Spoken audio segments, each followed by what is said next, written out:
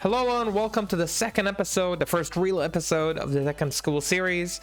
And the first lesson we're going to learn, in my opinion, one of the most basic lessons, is about notations and how your controller is mapped. Okay, so we're going to use this picture for reference. This is a pad. This is how a pad would be mapped in Tekken. But technically, this is just as applicable for sticks, mixbox, hitbox, keyboard, whatever you're using, and Nintendo DS. Don't use that.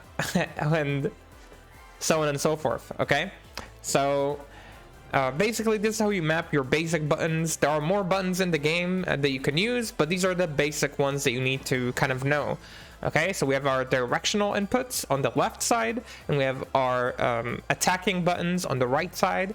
You can see that these are kind of they get like a letter for each direction. If it's a diagonal, you get two directions together with the one that goes up or down first and then back or forward. Up and down is not relative, it's always the same up and down. And back and forward, B and F, like back and forward, are relative to where your character is facing. Okay, so you're always, your back is always towards where your back is, and your forward is always towards where your front is. So this should be simple to remember. This N in the middle means neutral. This is not something you need to press. This basically means when you don't press anything. Okay, so the neutral input is something that you'll encounter sometimes in the game. Sometimes the game will ask you to do a neutral input, or when you learn more advanced movement techniques, you'll need the neutral button. Right now you don't. Oh, I said the neutral input, or the lack of directional input. So you can remember this, you can forget it and come back to it later. Don't worry about it too much. On the right side, we have 4 attacking buttons, and they are labeled 1, 2, 3, and 4, and each of them correlates to a limb on the body. So 1 is going to be a left punch, 2 is going to be a right punch, and 3 and 4 will be the same for kicks. So 3 will be the left leg, and 4 will be the right leg. Of course, some characters use elbows, knees, whatever. Usually these will correlate to the limbs. In some cases you will use 2 buttons together. This does not mean they always have to be attacks with both hands or both legs, but sometimes that is the case. So just keep that in mind.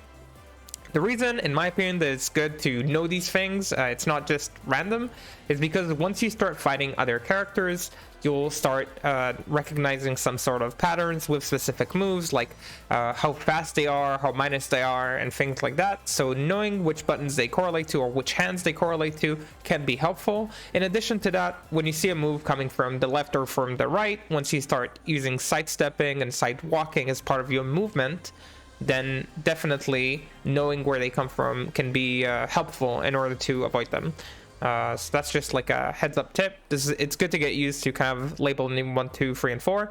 In addition, from now on, you're learning a new character. Maybe you already picked your new character. Maybe you're still wondering which one you should pick. Once you start looking for combos or for tech or for any button that you should be pressing, the notations, like when people will write down what you should be pressing, this is what they're going to use, right? They're going to use down forward 1, for example. You might have heard this, right? Down forward 1 is a very good poke. It's very universal. Or maybe they use down 3 to give you a low button. Who knows? I don't know. I don't know which character you're playing.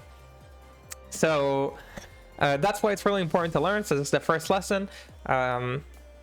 Remember, like, notations are generally like the language of fighting games. We'll learn more sorts of notations in the future once they become relevant, but these are the basics these are the basic ones, and I'd love you to cover them. So homework for today, make sure you memorize all these, and I want you to kind of play around, go into practice mode, and try to press your attacking buttons in different combinations with different directional buttons. Okay, these are all the possible combinations. Just go over them, try to find stuff out, maybe a button you didn't know before, or maybe a move you think looks cool.